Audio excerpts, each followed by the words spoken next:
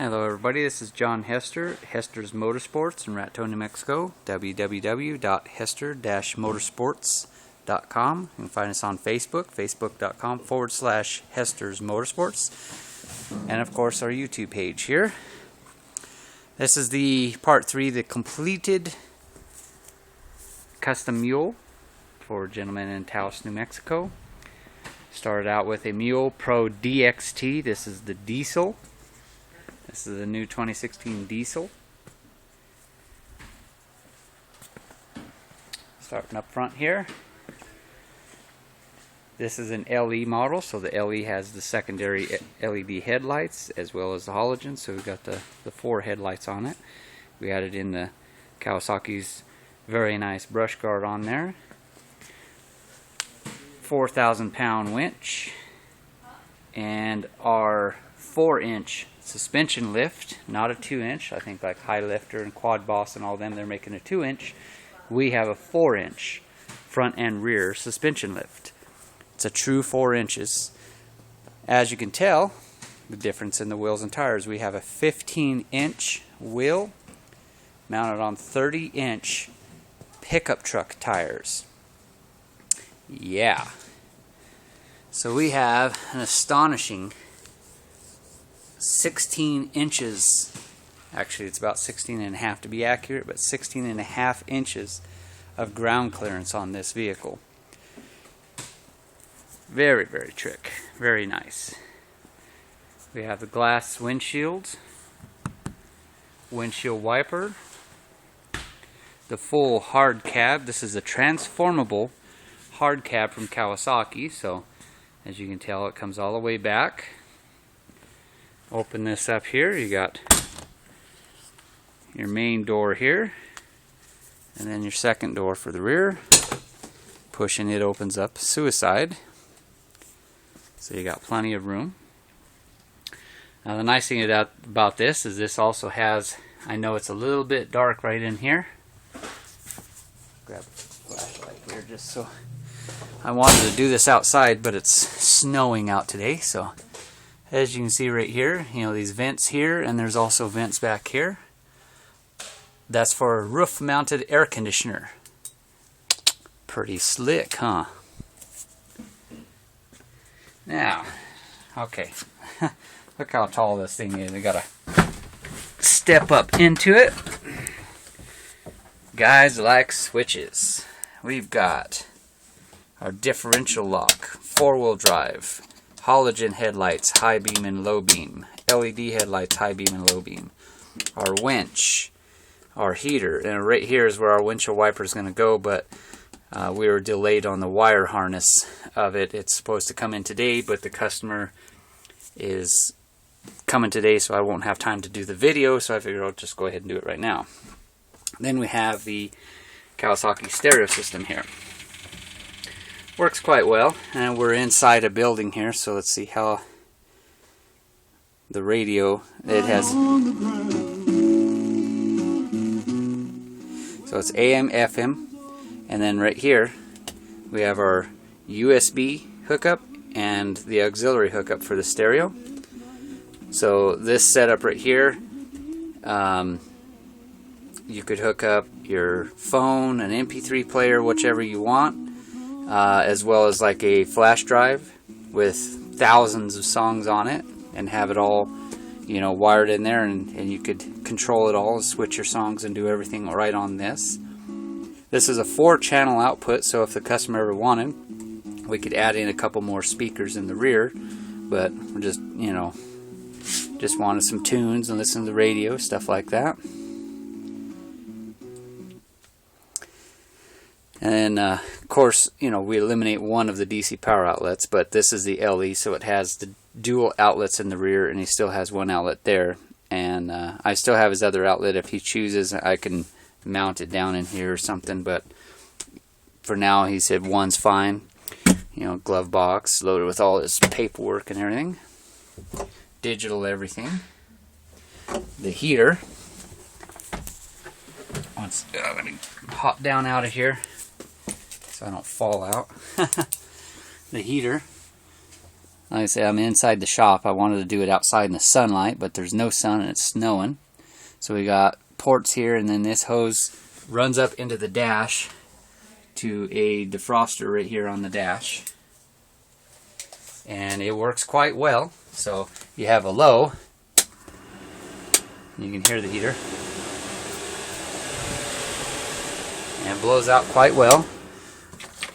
And that hooks into the heater core system, the actual radiator and coolant system, so it heats up quite well. And this cab, as you can tell, see there's a separator right here with a sliding glass window. So this front cab section is enclosed off by itself, and the rear will transform. And how you do that is right up here you have these, undo these on both sides, push the roof up. The roof will lift up, so when this part, you have it transformed into a 3-passenger, and this part is shoved up to here, you can still dump the bed. So this will go all the way up and be able to dump the bed in the 3-passenger. And you could easily take the doors off.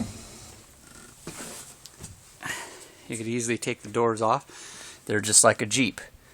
All you do is you undo this wire right here. I know it's a little bit dark, but there's a cable right here, so that way you can't, the door doesn't rip open in the wind or something. You just take that wire off and then lift it up just like a Jeep and take it off. And the windows, of course, glass windows, and they open. So you have, for both drivers and passengers, you can open and close the windows.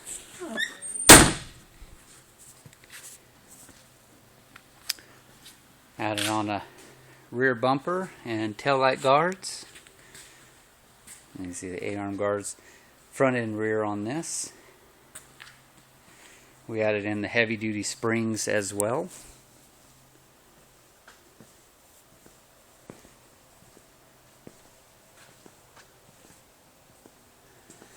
And customers already talked about having us build a secondary heater for the rear, but I told them, I said, trust me, that's going to be pretty darn good.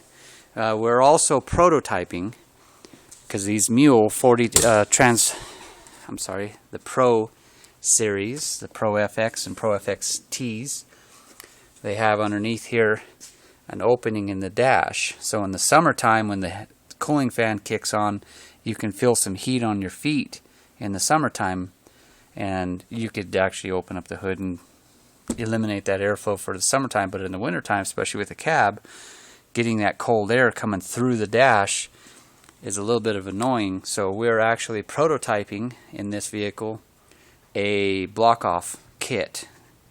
So we're going to test it, see how everything works, and we might even go into production and start selling these on eBay. So if you have a Pro FX or Pro FXT or DXT or whatever, you have one of these Kawasaki Mule models, might look forward to that. Our contact information is in the description of this video, so if you want to keep up on that, we can definitely help figure that out for you there. I don't know exactly when we'll have any type of production, but we're trying to keep it as simple and clean as possible, and effective, of course, that's the main thing, and low cost. So we're trying a couple different things out and see how it goes. So pretty slick setup here.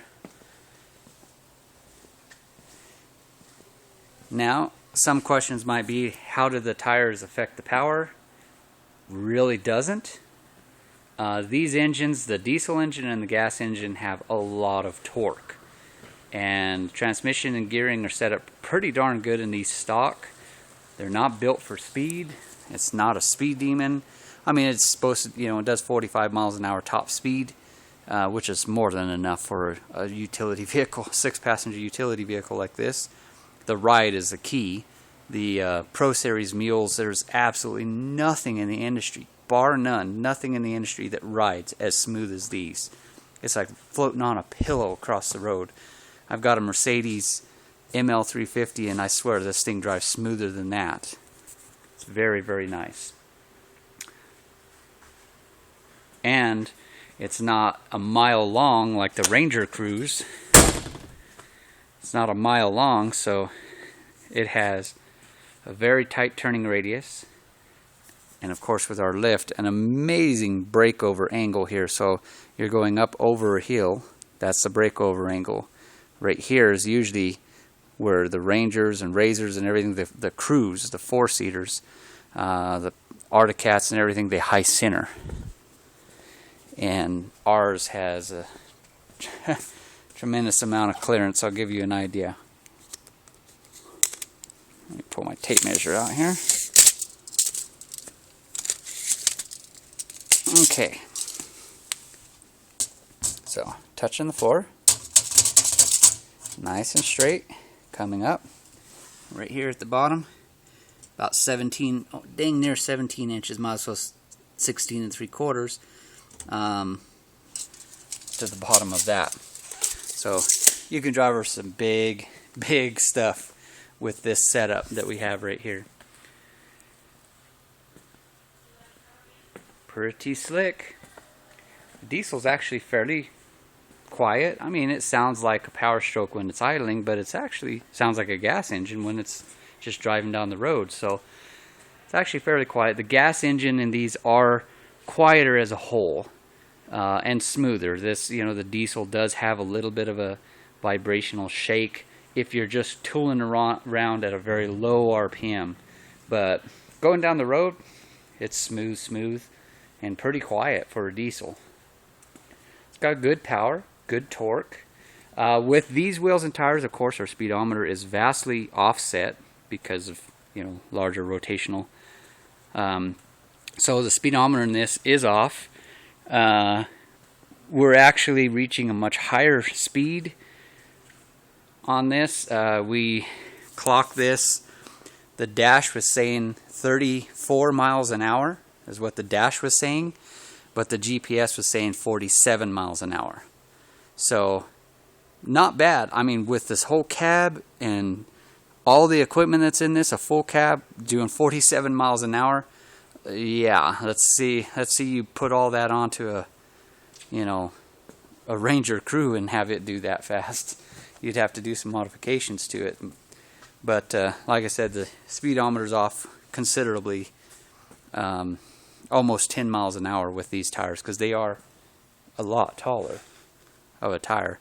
Matter of fact, these are the stock springs. These are the stock tires that came off of it. And just tire alone, you know, just tire alone, you get about 2 inches of clearance. Looks very proportional. I love the way it looks because these are very low and wide, and now it's very proportional. Of course, the roof is up at an angle. But pretty badass if you ask me. It rides nice. It doesn't feel top heavy at all.